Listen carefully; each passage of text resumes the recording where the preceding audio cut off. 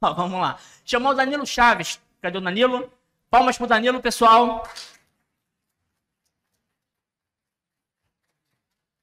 Ó, o Danilo vai falar, pessoal, da importância da gestão de processos na aplicação estratégica de tecnologia de automação.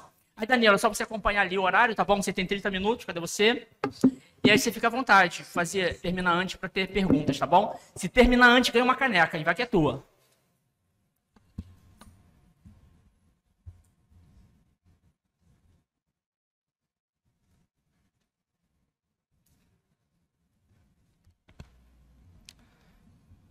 Bom, bom dia a todos. Meu nome é Danilo Chaves, eu sou arquiteto de soluções do time da Software AG, focado na área de Business Transformation. Bom, perdão, eu vou ficar paradinho aqui no púlpito, tá? Senão a labirintite ataca, então melhor ficar aqui, tá? Então a ideia da nossa agenda hoje é discutir um pouquinho da relevância e da importância do papel crítico que a gestão de processos enquanto metodologia tem na aplicação estratégica das tecnologias de automação, né? A gente viu muito aí ao longo desses últimos 2 dias várias soluções, várias tecnologias, mas ainda fica aquela pergunta crítica de como adotar, né? O que eu posso automatizar, qual é o modelo ideal para adoção e como que eu consigo incorporar isso dentro do ambiente que eu já tenho, tá? Então, esse é o tema da nossa conversa. Bom, então eu gosto de começar essa conversa sempre trazendo algumas informações acerca do mercado de forma geral, né? Até para a gente poder ter uma noção do nível de maturidade, de como que estão as oportunidades, tá? Então, o mercado, especificamente falando do mercado de RPA, tá?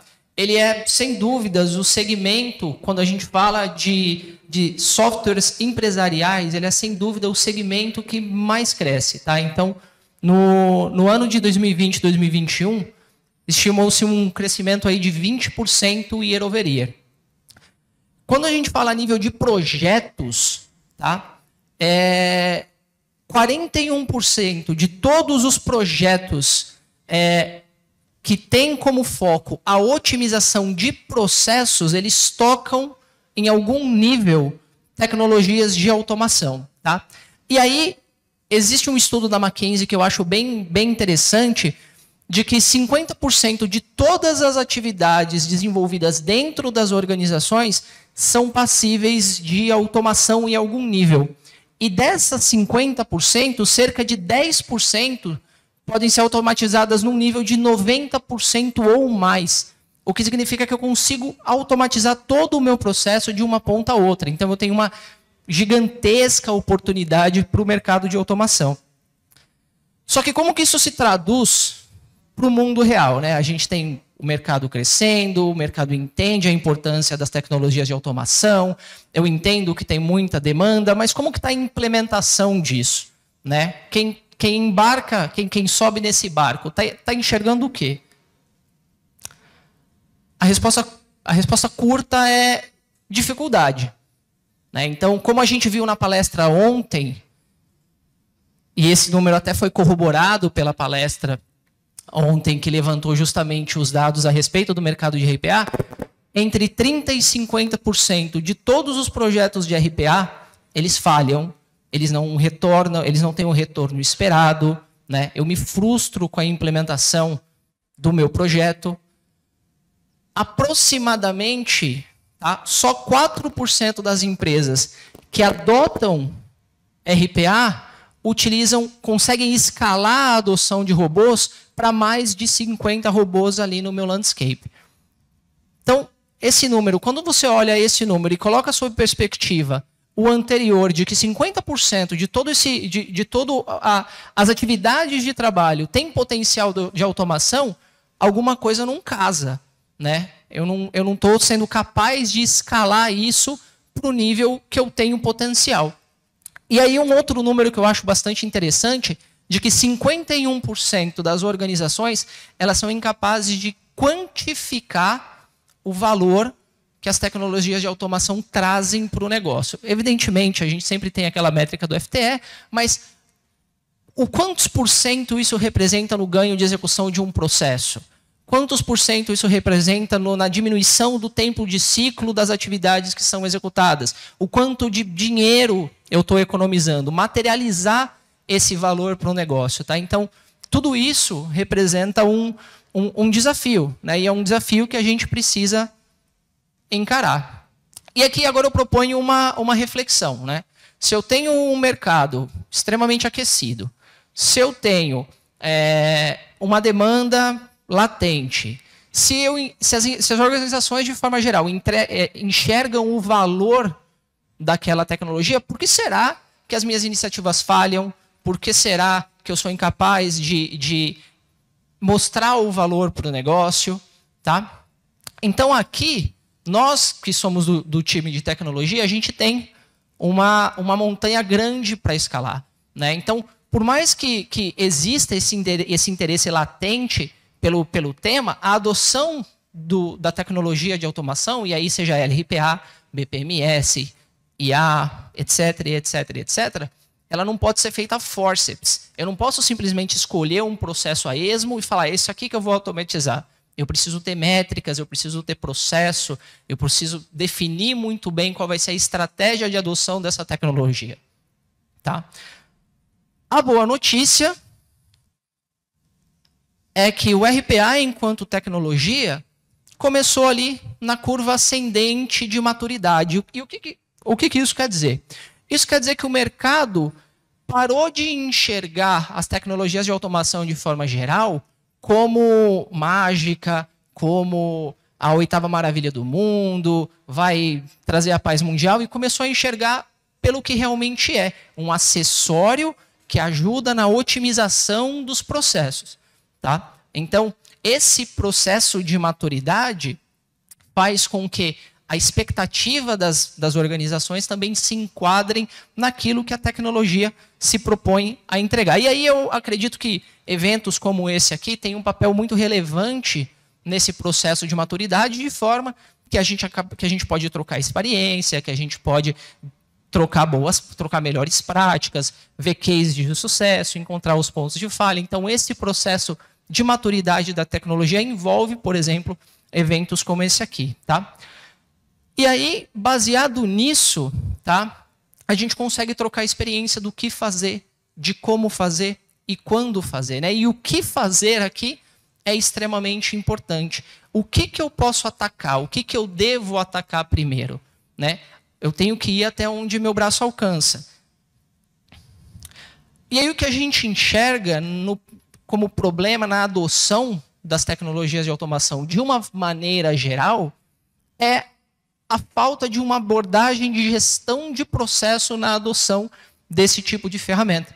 Né? Então, eu preciso ter um processo de gestão, eu preciso ter um processo muito bem definido de gestão para poder implementar essas ferramentas dentro da minha organização, de forma que eu consiga ter o retorno esperado, de forma que eu consiga implementar esse modelo de forma exitosa e etc. Tá? Então, analisar o processo, documentar o processo, implementar esse processo de forma correta, validar os resultados que eu obtive através de KPIs muito bem definidos. E aí, eu quero explorar um pouquinho cada uma dessas etapas, tá? Mas trazendo isso para o contexto do RPA, do BPMS, das tecnologias de automação de uma forma geral. Tá? Então, de novo, entender o processo, né, isso aí é um jargão de BPM, entender para otimizar, e hoje a gente tem o automatizar. Né? Então, eu preciso entender o que eu quero fazer, eu preciso entender o processo, eu preciso entender qual vespeiro que eu estou pisando antes de fechar com uma tecnologia específica, antes de me comprometer com uma solução específica. Então, eu preciso, antes de qualquer coisa, entender o processo. E para isso eu preciso escolher qual vai ser a minha abordagem para entender aquele problema. E aí, a escolha do freguês depende do contexto, depende do tipo de problema, depende da escala do problema. Né? Então, top-down, top-down, middle out, bottom-up, isso aí depende muito do contexto no qual o problema está inserido. Preciso, e essa etapa é o beabá, né, para mapeamento de processo. Eu preciso mapear as etapas, eu preciso mapear as atividades que são relacionadas àquele processo, para que eu consiga entender como que esse processo é feito hoje. O que é executado? Qual é a cadeia de dependências desse processo? E aí, em cima disso, identificar os processos relacionados. Às vezes, a gente atua em cima de um problema, sem conhecer aonde que isso desemboca, e aí, no final das contas, eu acabo gerando um gargalo na outra ponta que eu não havia previsto, né? Eu automatizo um processo, eu agilizo a execução de um processo, mas eu não mapeei que um processo que depende daquele processo é um ponto de gargalo. Então, eu agilizo a execução num ponto, mas crio um problema maior depois. Então, eu preciso também identificar todos os processos que fazem parte da cadeia de relacionamentos desse processo. Identificar os atores desse processo. Quem executa? Quem é o dono? Por qual sistema ele passa? Enfim, quais são os pontos que eu preciso ter atenção? Entendeu? Com quem que eu preciso falar? De quem que é a decisão? Então, identificar todos os atores, quem executa esse processo. Então, identificar todos os atores envolvidos nessa execução. E aí, aplicar conceitos de Lean Six Sigma básico, né, para eliminar a gordura do processo, otimizar a execução do processo, eliminar a tarefa redundante, eliminar a tarefa sem valor agregado. A ideia aqui é que eu seja capaz de otimizar o processo, né? Tornar aquele processo a melhor versão do processo possível antes de automatizar qualquer coisa, antes de me comprometer no uso de qualquer tecnologia. Será que eu realmente preciso comprar uma ferramenta, contratar uma ferramenta para executar uma tarefa? Ou será que eu só repensar a maneira de executar esse processo, tirar a tarefa redundante, eliminar a burocracia, é o suficiente para eu ter o resultado esperado? Tá? Então, esse é o primeiro passo. Eu entender o problema, mapear no que eu estou atuando e do que aquilo depende.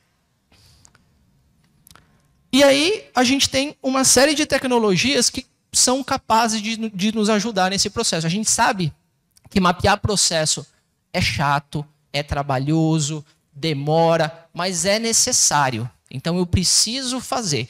Eu tenho tecnologias que conseguem agilizar esse processo para mim. Uma delas é o Task Mining, né? Mineração de tarefas, não confundir com mineração de processos, tá? Mineração de tarefas. Qual é o propósito desse tipo de tecnologia? É monitorar as atividades de um usuário dentro da máquina de trabalho. Então, o que aquele usuário faz? Quais os sistemas que ele acessa? Quais são os níveis de interação que eu tenho com esses diferentes sistemas? E aí, baseado na rotina do usuário, baseado no dia a dia de trabalho do usuário, o que ele faz, o que ele executa, como ele executa, quais sistemas ele abre, o que ele preenche naquele sistema. Baseado nesse comportamento, o Task Mining vai começar a desenhar para você uma visão de como esse processo é executado. Tá?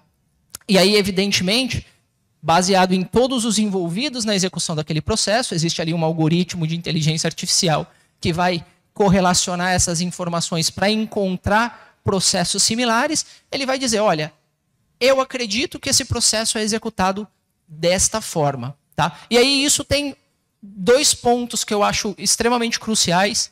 O primeiro deles é agilizar a documentação do processo. Então, a partir do momento que a ferramenta mapeou como que esse processo é executado, eu não preciso fazer isso de novo. Então, isso agiliza o processo de descoberta e documentação do processo. Só que isso no nível micro. Tá? Eu estou olhando isso aqui no nível de execução. Evidentemente, eu tenho outras etapas que esse cara não vai pegar. E aí entra o segundo ponto. Eu posso usar Task Mining como um acessório para a minha modelagem. Então, a partir do momento que eu modelo, que eu identifiquei o problema, que eu criei o modelo, que eu guardei esse modelo num repositório, não necessariamente eu peguei todos os desvios ou todas as formas de execução daquele processo. A gente sabe que muitas vezes o usuário não passa todos os detalhes, a área esquece de passar um detalhe de execução do processo, e isso pode ser o que vai definir a vida ou morte da minha iniciativa. Porque se eu mapeei um processo mal, pode ser que eu não tenha o resultado esperado ali no momento em que eu automatizar um ponto daquele processo. Tá? Então, isso aqui vai me mostrar, por exemplo, o que eu tenho de shadow process, né? O que eu tenho de processo oculto ali, para eu validar aquilo que foi mapeado. Então, ele pode agilizar esse processo de mapeamento, ele pode ser um suporte na validação do meu conhecimento sobre o processo que eu mapeei. Uma outra funcionalidade que é muito importante nesse processo de análise, principalmente, não de entendimento, mas de análise do processo, é, a partir do momento que eu tenho esse processo mapeado, documentado dentro lá da minha ferramenta de BPM, eu sou capaz de simular a execução desse processo. Por que isso é extremamente importante e valioso, principalmente quando a gente está falando de implementar automação? A partir do momento que eu simulo um processo, eu consigo definir parâmetros para esse processo simular o comportamento dele no ambiente real. Isso tem um nome, tá? Isso é o Digital Twin, tá? O famoso Digital Twin. Eu tenho uma representação conceitual de algo do mundo real. Tá? Então, o meu processo é a implementação no mundo real, e aqui eu tenho o meu modelo, que é a minha implementação conceitual. E eu posso interar com esse modelo, essa é a função dele. Então, eu posso parametrizar, colocar lá, por exemplo, quem executa essa tarefa são 10 usuários, eu demoro 30 minutos para executar essa tarefa, eu passo, sei lá, 5 minutos esperando entre uma atividade e outra acontecer. E aí, com isso, eu consigo validar o que eu descobri. Será que eu mapeei certo? Será que esse processo que eu mapeei ele corresponde com a realidade? E eu vou usar isso para simular cenários simular cenários para implementar a automação. Então, se eu identifiquei uma etapa problemática que demora muito tempo para ser executado, que tem um tempo de ciclo muito alto, muitas atividades, repetitiva e etc., etc., eu posso simular aqui, por exemplo, se eu diminuir de 10 minutos para 1 minuto a execução desse processo, como que ele vai se comportar? Será que eu não só estou transferindo o gargalo de um ponto para outro? Tá? Então, a ideia é que eu seja capaz de iterar com esse processo e simular cenários para validar o conhecimento que eu tenho do cenário e otimizar qualquer interação, qualquer modificação que eu vá fazer na estrutura desse processo antes de implementar qualquer coisa, antes de me comprometer com qualquer tipo de tecnologia. Então, o que a gente está fazendo aqui? Tá? O que a gente está fazendo aqui é criando a base para o nosso projeto de automação. Tá? Quando o alpinista vai escalar lá a montanha, ele não olha lá a primeira superfície branca que ele achou, mete o prego, amarra a corda e vai subir. Porque se ele fizer fazer isso, na melhor das hipóteses, ele vai se machucar. Né? Na pior, ele vai morrer. Porque ele precisa ter uma base sólida. Ele precisa entender que o primeiro prego, o primeiro parafuso de gelo que ele colocar na rocha, tem que ser o mais firme de todos. E ele tem que ser o mais firme de todos porque é ele que vai possibilitar que ele coloque o próximo. Senão, ele não vai ter êxito nessa jornada. A mesma coisa se dá com iniciativas de automação. Ontem a Bridge fez uma palestra bem bacana, no qual eles comentaram a construção de um centro de excelência. Só que a verdade é que esse centro de excelência não existiria se o primeiro projeto de RPA que eles entregaram tivesse falhado. Então, o primeiro precisa ter valor. O primeiro precisa ser um sucesso. Então, eu preciso garantir que a base, que a minha fundação é uma fundação sólida. Tá? Então, essa é a ideia. Por isso que eu preciso documentar o processo, eu preciso mapear o processo, eu preciso simular, eu preciso garantir que no momento que eu botar a mão na massa, eu estou botando a mão na massa, eu estou botando a mão no local certo. Tá? E aí o próximo ponto, tá? A escolha da tecnologia. Nem toda tecnologia é aplicável para todos os casos de uso. Né? A tecnologia certa no lugar errado vai me dar informação errada. Tá? Aqui a gente tem um exemplo aqui de um algoritmo de AI. Ele identificou uma vaca, tá certo, né? Mas ela está falando que a vaca tem 5,5 metros. Né? Então é um híbrido vaca-anaconda que não faz sentido. E é exatamente essa a proposta. Tá? A escolha da tecnologia vai definir qual é o erro. A escolha da tecnologia vai definir se eu vou ter êxito ou não naquela minha implementação. Então, se eu estou falando de uma tarefa repetitiva, se eu estou falando de uma tarefa com baixo valor agregado, se eu estou falando de uma tarefa que é executado por muita gente, que é executado de forma rotineira, talvez o RPA seja a melhor solução. Ou não. Ou, às vezes, o meu problema não é esse. O meu problema é uma cadeia de autorizações extremamente complexa. Eu preciso envolver vários atores. Eu preciso ficar pedindo aprovação acima, abaixo, etc, etc. Então, o RPA não vai resolver o meu problema. O que vai resolver o meu problema, talvez, seja um BPMS. Então, a escolha da tecnologia é extremamente importante nesse momento. E aí, quando a gente fala especificamente da camada de execução, o modelo de gestão de mudança que você vai implementar para esse processo também é crítico, né? Esse modelo no qual os atores ficam passando do nível hierárquico de um para outro, até chegar do dono do processo que vai implementar a mudança, trazer isso de volta, isso não funciona mais. No mundo digital, isso simplesmente não funciona mais. Demora muito para eu fazer qualquer coisa, demora muito para eu ter qualquer resultado, e aí, quando finalmente a mudança é feita, aquilo já não é mais válido, eu preciso fazer de novo. Então, esse modelo, ele precisa ser flexível o suficiente para que eu permita que os atores envolvidos, tanto na execução quanto no desenvolvimento desse processo, consigam se comunicar diretamente. Tá? Então, isso precisa ser possível dentro da solução. E eu também preciso que os atores tenham voz ativa na implementação daquele processo. Tá? Eu preciso ter flexibilidade o suficiente para sugerir mudanças, para atuar diretamente no processo. E aí, falando, por exemplo, um pouquinho, falar de BPMS, por exemplo, o meu BPMS precisa ser flexível o suficiente para que eu consiga criar, por exemplo, tarefas ad hoc. Às vezes, aquele processinho que eu modelei, ele é verdade em 99,9% dos casos, mas às vezes eu tenho exceção. E aí a exceção precisa ser tratada como tal. Eu preciso ter autonomia para entrar dentro da ferramenta, criar um novo fluxo de autorização, criar um novo fluxo de automação que só vai ser aplicável para aquele caso de uso. Tá? Então, esse modelo, essa gestão de mudança, ela precisa ser muito flexível. Tá? Eu preciso implementar flexibilidade nesse modelo.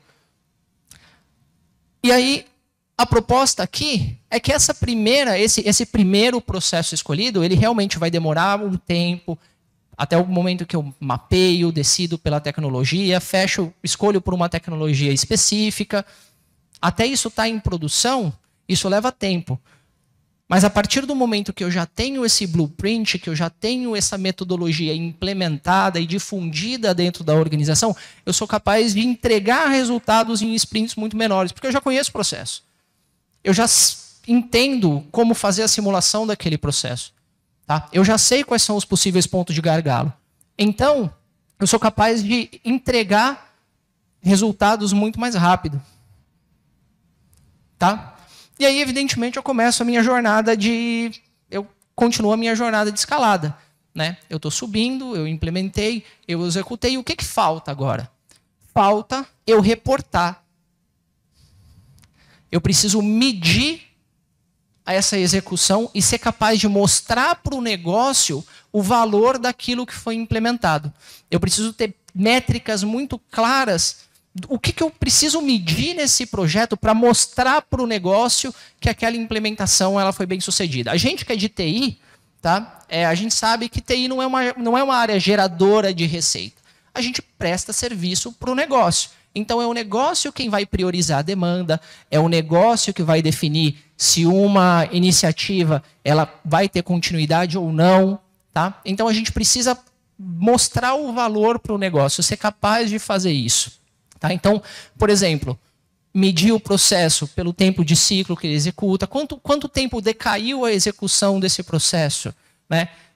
De quanto tempo agora eu demoro, por exemplo, para fechar um contrato? Antes eu demorava um mês, agora eu demoro uma semana.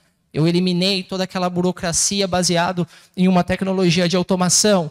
Quanto tempo, por exemplo, eu derrubei o meu atendimento? Eu demorava tanto para atender um determinado pedido, agora eu demoro a metade. Então, ter métricas claras para medir esse processo e reportar isso para o negócio.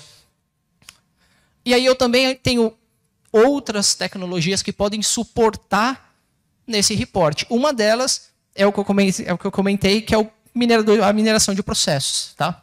A mineração de processos, ela vai permitir que eu, baseado no rastro sistêmico que a execução daquele processo deixa, entenda de que forma aquele processo foi executado no mundo real e compare com o meu modelo que está ali documentado dentro da minha ferramenta de BPM.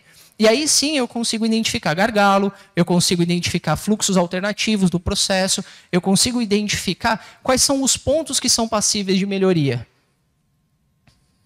E por fim, um conceito que é relativamente novo, que é usar o processo como ponte de melhoria do próprio processo. Então, usar as informações da execução do processo para me informar qual é o próximo passo, aonde que eu posso aplicar uma nova automação. Tá? Então, por exemplo, baseado no número de execuções ali e no tempo de cada uma dessas execuções, o que a ferramenta sugere como possível próximo passo para automação? Qual a próxima função que eu posso usar para automatizar? Bom, pessoal, acho que a proposta era basicamente essa, tá? Era discutir um pouco do papel do BPM e como que ele se enquadra na escolha da ferramenta de automação e principalmente da iniciativa de automação, o que eu vou automatizar e o que eu posso usar como ferramentas ou como meios, métodos para identificar os possíveis candidatos. E agora eu abro para perguntas.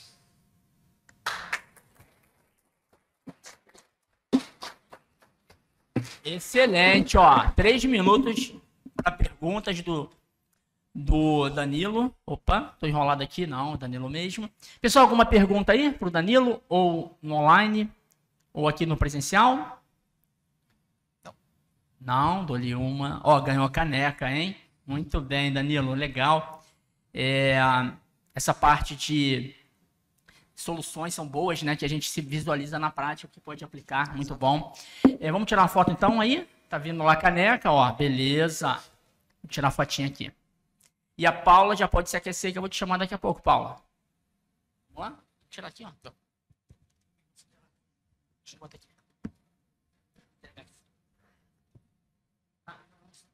A Paula, se ela merecer.